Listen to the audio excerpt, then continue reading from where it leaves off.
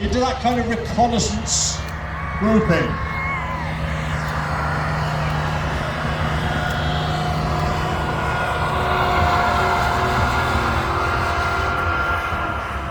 Now, reconnaissance is very important. Our Armoured Force Commander needs to know what the forces are in front of him. How well armed are they? To an extent even, what's their morale like? Will they stand if they're attacked? And crucially, what's the state of bridges, river crossings between friendly forces and hostile forces? Will the bridges, for instance, take the weight of its main battle tanks? All of this is found out by reconnaissance vehicles, which are not really intended to fight. However, a degree of versatility is also necessary, and increasingly these days we're looking at vehicles which occupy more than one role. And in fact, both of these vehicles that you see coming around at the moment fall very much into that category. They are not classic reconnaissance vehicles, in that they're not small, for instance, they're fairly beefy looking things. And one at least is quite heavily armed. And that's the one coming up at the moment. This is the Canadian Cougar. Now, it's based on a Swiss design. Moag, the Swiss company, came up with a standard design for relatively light armoured vehicles. This is the one that the Canadians bought. They designated it the Cougar, and they use it for a variety of purposes. It's actually, in the Canadian Army, designated as an AVGP, an Armoured Vehicle General Purpose. It has a reconnaissance use. You can see there, it's got a couple of antenna, so we can send back that intel to our Armoured Force Commander. It's a 6-wheel drive, very capable cross-country, and you'll notice by looking at the shape of the hull, it's got that kind of boat-shaped look about it. The original Cougars were amphibious. This capability was actually dropped as time went on. The later versions tended not to be amphibious, but the early ones were. And it was propelled through the water by a couple of propellers at the back. For that reason, you may notice as she goes around that the turret is slightly off-centre. And that is to balance the weight of the engine. She's got a big old Detroit diesel engine in there. The turret is off-centre to balance that weight so that it can swim, if you like, more effectively. Now, the turret on the top may look vaguely familiar. Certainly if you've been in our Tanks in Popular Culture exhibit, the new one, or if you ever owned the Action Man tank a few years ago, that in fact is the turret of a British Scorpion. Now technically the Scorpion was never a tank, it was something called a combat vehicle reconnaissance tracked, but it's mounting a fairly hefty gun there. That is a 76mm gun, capable of firing, amongst other things, it'll fire canister, which is now largely banned in civilised nations. It'll fire smoke. It'll also fire something called HESH, high explosive squash head. That's a chemical round, an anti-tank round based upon the explosive power of a chemical round, not the penetrative power of a big lump of metal. And that HESH makes that a fairly capable bit of kit. It's seen combat. It was in Bosnia with the I4 force in Bosnia with Canadian forces acting as a support vehicle, a gun support vehicle, laying down fire to support Canadian troops who didn't have any armour backup.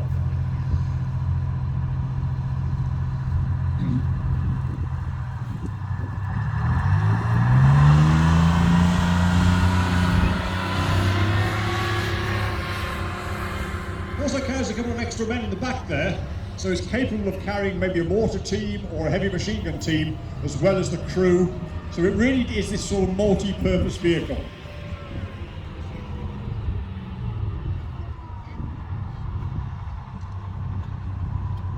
Now, the Cougar was based on the Swiss Moag Piranha 1.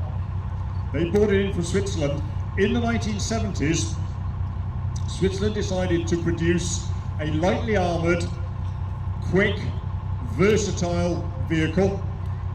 Came up with a series they called Piranhas. The Cougar was based on the Piranha 1. This is actually the Piranha 2. So this is the Swiss vehicle. And you'll notice immediately This has got 8 wheels as opposed to the 6 on the Cougar. When the Swiss came up with this concept, they produced a whole range of vehicles. A 4x4, a 6x6 like the Cougar, an 8x8 like this one. They even produced a 10x10, which was intended to carry heavy weapons. Never quite as successful as the others, but they produced this whole range. And I'm kind of tempted, it's a very poor analogy, but I'm kind of tempted to sort of quote the Swiss Army knife, in that this thing is used for all sorts of things. There were versions which were command versions. So our Armoured Force Commander might very well be in a vehicle not unlike this Piranha. There was an ambulance version. There was a troop carrying version. There was even a version carrying anti-tank missiles on the top there, so I've got a tank hunting version. And it sold very, very well around the world.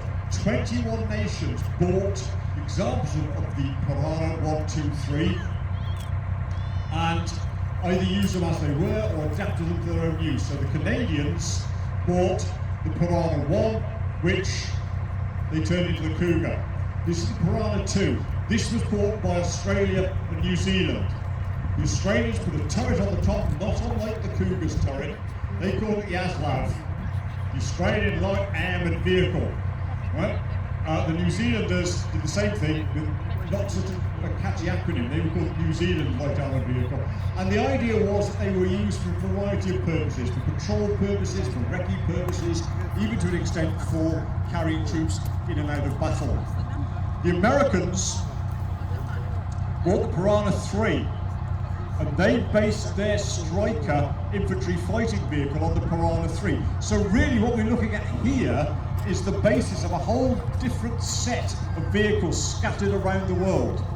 And the Striker vehicle based on Piranha 3 has become in fact the source vehicle for the latest acquisition of the British Army, the BAE Rheinmetall Boxer, which is based upon the Striker, which is based upon the Piranha. So you get a very good idea of how these different families of vehicles develop one from another. Now she's lightly armoured, amphibious, and also propelled by propellers. At the back there. And if you look closely, you can see on the top there is the mounting for a turret if necessary. So far then, we've kept it in the family of Piranha 2 and Piranha 1. We're now going to step outside that and have a look at another vehicle. This is the FB432.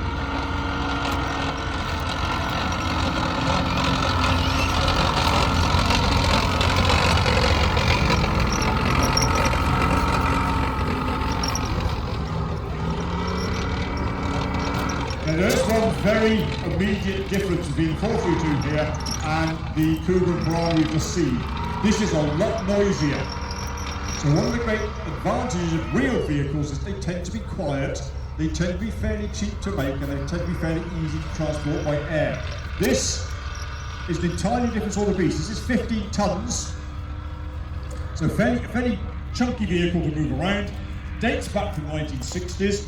Originally, it was called the Trojan, and in line with British practice since World War II, and in fact before World War II, we've tended to give names to our armoured vehicles. This was to be called the Trojan, but never really stuck. Unusually, almost uniquely in the British Army, the 432 went through its entire active career simply called FB for Fighting Vehicle 432. And it's an armoured personnel carrier, an infantry carrier. Now the first two we saw were capable of carrying a couple of infantrymen, a small section of infantrymen in the bigger Piranha 2. This is dedicated to carrying infantry, and you'll notice it doesn't have a turret.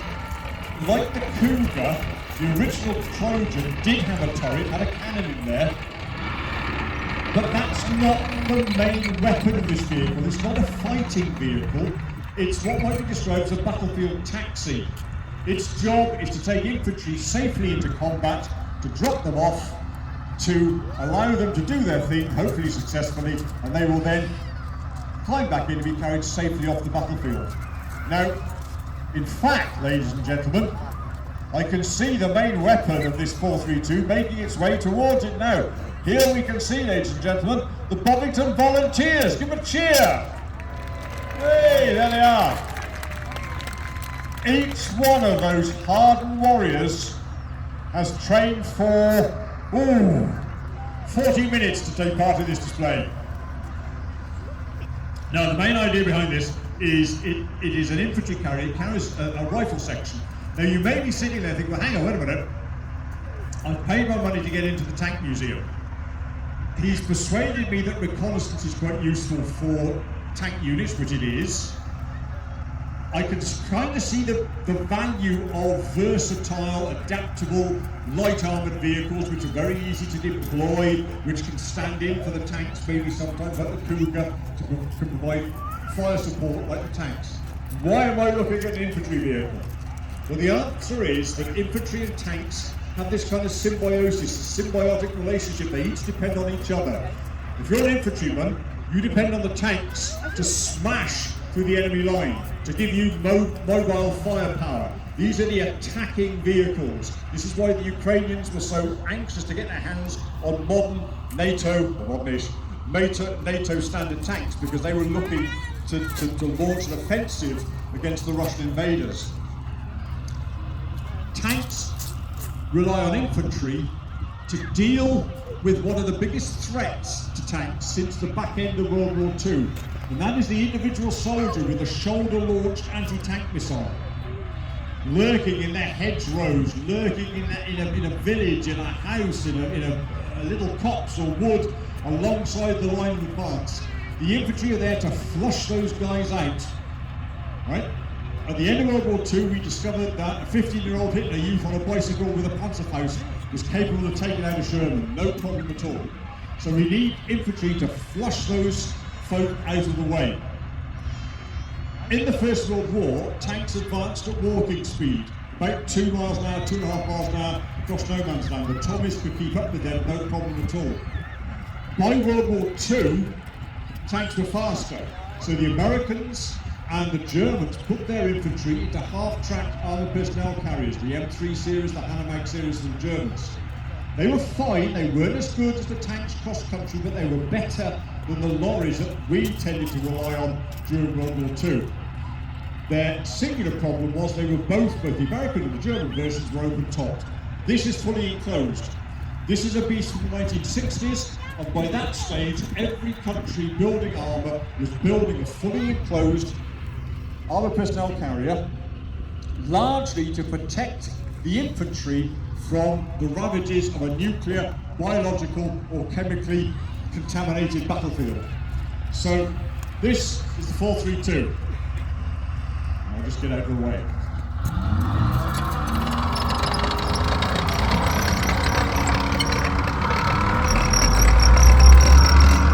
Also form the basis of a whole family of vehicles, including the inevitable ambulance and even a mortar carrier. Now, for the heavy metal? Yes, I think so. Time for a bit of heavy metal. Here she comes. This, ladies and gentlemen, is Leo. This is the Leopard 1.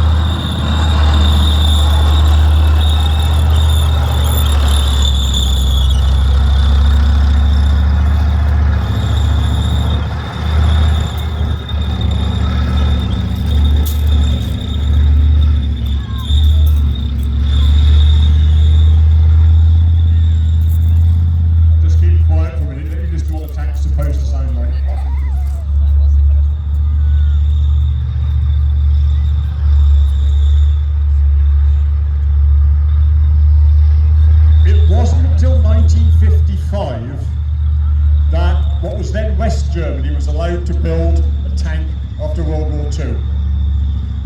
The Bundeswehr hadn't existed before 1955. Germany was an occupied country. When the German army was reconstituted, it was armed with a variety of fairly obsolete American vehicles.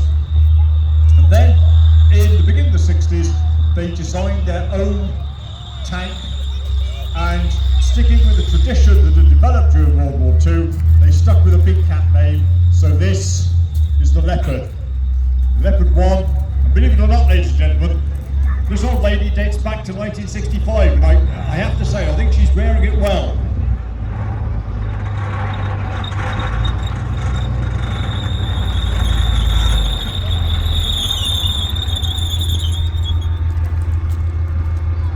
Now, like every infantry designing a tank, the Germans had the same formula they needed to deal with. That formula based upon firepower, mobility and protection. You can't have everything. Oh, hello. They're over there.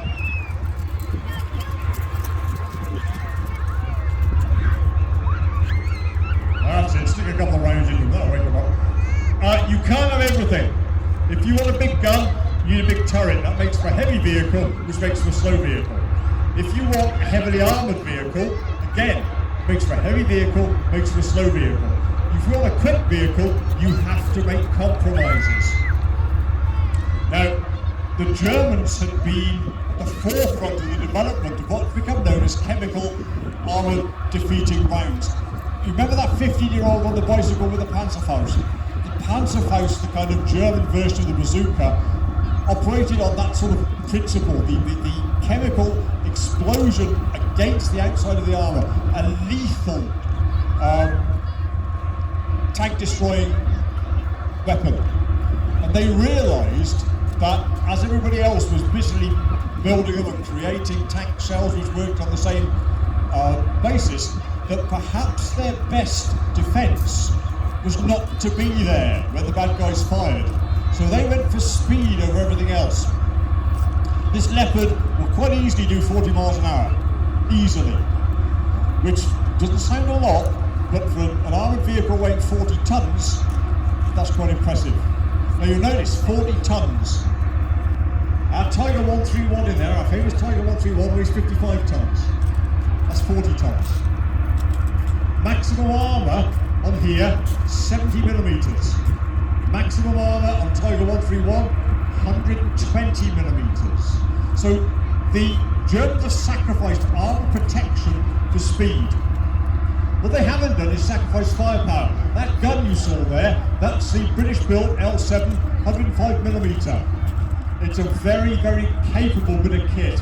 And when it was introduced at the back end of the 1950s, into the early 1960s, it was the best tank gun available. And in fact, it was the gun that was fitted to the original prototypes of the American M1 Abrams. It's that good. It's had that longer lifespan. Fires a variety of different sorts of rounds, the sort of metal-based rounds, the ABDS rounds. It also fires chemical rounds. That chunk of metal that comes out of that gun is travelling at about a mile a second. So it's a very, very impressive bit of kit. So impressive, in fact, that this particular tank, the Leopard 1, has actually been sent out to Ukraine. It is capable of dealing with contemporary Russian tanks. Those tanks which are currently being deployed by the Russians in Ukraine, not quite the same thing. It's capable of dealing with those. The Germans replaced it with the Leopard 2, which is a much heavier vehicle and a much bigger gun. The Leopard 2 has also been sent out to Ukraine. Now, some of you, more eagle-eyed, may notice there's a maple leaf on the turret there. This was a Canadian vehicle. Canadians equipped themselves with Leopards. They were all based in Europe on the very sensible assumption that Canada probably wasn't going to go to war with the United States. They were all based in Europe, and when the Cold War ended in 1989, First Cold War, if you like, ended in 1989, they decided to get rid of their tank establishment. We got a couple for which much thanks, and they're the basis of our running fleet. When the Canadians went into Afghanistan, we went in without tank support. We ended up relying on Danish Leopards to support our troops in Afghanistan. The Canadians decided that they also needed more tanks, so they brought in Leopard 2 to replace them.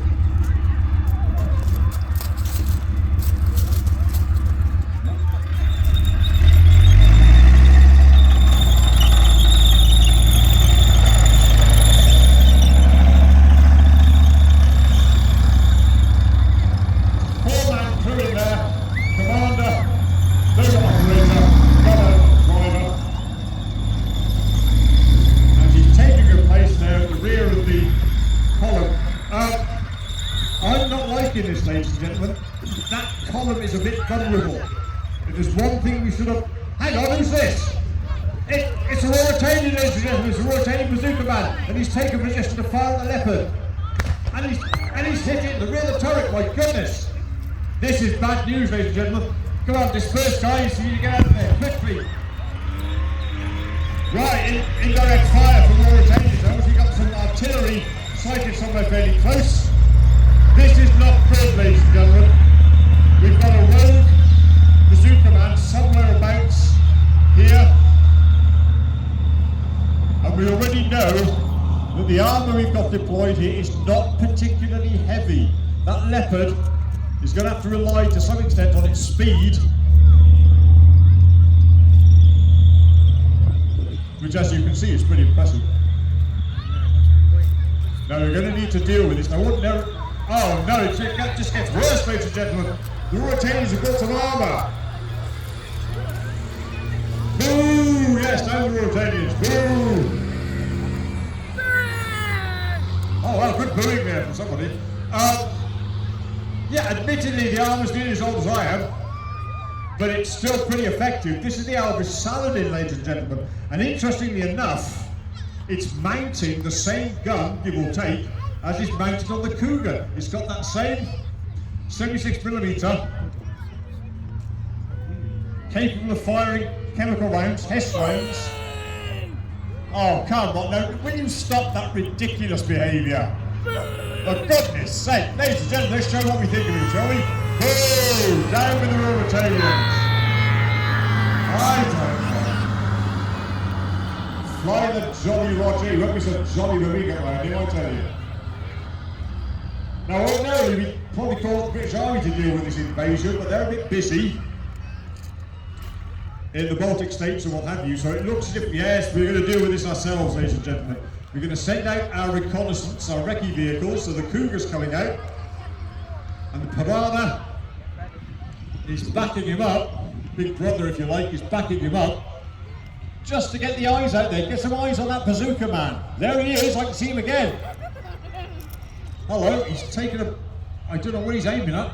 He's going for the Piranha, I think. This is bad news, ladies and gentlemen. We need to get some fire down on this guy. We're deploying the infantry coming out the back of the 432. They're debussing, as the army rather quaintly calls it. And their Sergeant Major is going to bring them forward. Oh, he's fighting both of them. Oh my goodness. Both the Saladin and the bazooka man have had to go at the Piranha. Who's leaking rather splendid blue smoke. Right, now the infantry have got, our infantry have got a mortar. There we go, look at it, they've got a mortar. They're going to keep that bazooka man's head down. And they're deploying smoke. There goes a smoke grenade out there. And here comes the Leopard. Right, now there goes the, yep. Keep his head down, guys. That's it, keep his head down. Oh my goodness, oh, I felt that. Obviously the Mauritanians have stashed some fuel or ammo there, and a lucky shot from our mortar set that off. That's going to restrict their capabilities a bit. Here comes the Leopard.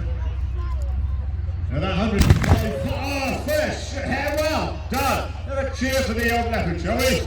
Huzzah!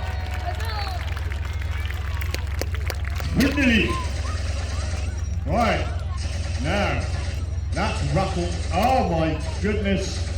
There we go, there goes the surrender flag. Although to be honest, ladies and gentlemen, I might tell you it's a flag. Looks like he's waving his long johns on the end of a pole to try and surrender. I just hope he's not forced to bail out, that's all I can say. Yep, the infantry coming forward with the Leopard laying down some machine guns covering fire. Here comes the Cougar. Keep an eye on this. Saladin, the infantry going in, look, a final charge. And I think they've got him. They've got him. Yep. We stressed the better part of it. Guys, get that ridiculous flag down, will you? There we go. That's it. They've taken the bazooka man into custody. The 432, I'd prod him with the bayonet if I were you. The 432 is coming to pick them up. They're going to end bus. to use this rather splendid phraseology. They can embus back into the 432, take their captain with them. The Cougar's keeping his eye on the Saladin. Pretty sure he's got a Hess round up the spout in case he needs it.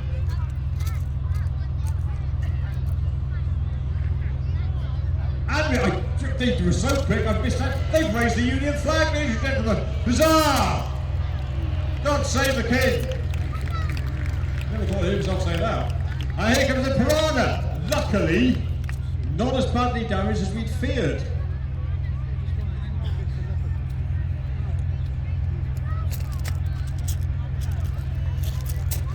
So the infantry are embossing. Although they're highly trained, the 432 has been adapted for use by the general public. There goes the Cougar. Nice guys, there's the Piranha.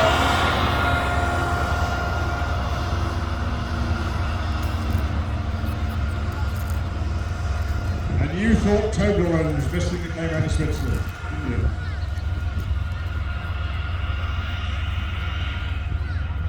Now here's the 432. The guys inside there, they can hear you just about. It's a bit noisy, but they can hear you just about. So give them a cheer as they come past. Give them a cheer for the Bollington Volunteers. Hurrah! There they go.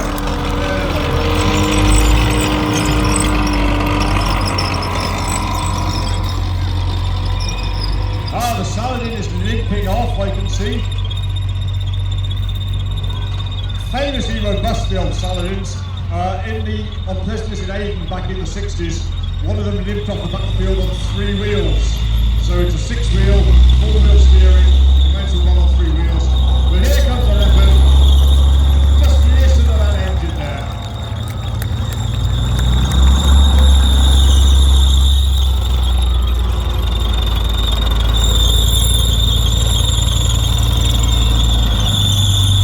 People often ask us, is the tank finished? Well, the answer is, imagine you're in a stick trench and you hear that coming towards you. The answer's no, it isn't. You've still got plenty of options left in it now. If you would like to get up close and personal with the vehicles,